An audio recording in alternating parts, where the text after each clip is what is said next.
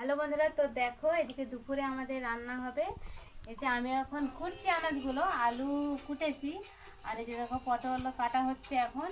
আর আজকে দুপুরে হবে এই যে শুকনি শাকের ভাজবো, আর এই শাকটা ঝোল করব।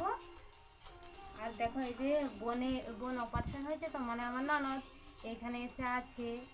দেখো যে এটা বোনের তরকারি হবে সিদ্ধ।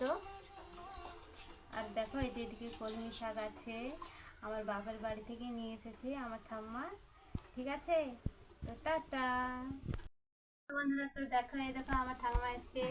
দেখো আমাকে খুবই ভালোবাসে আমার ঠাম্মা।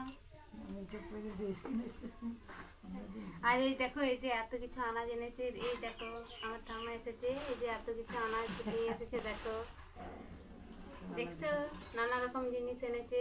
দেখো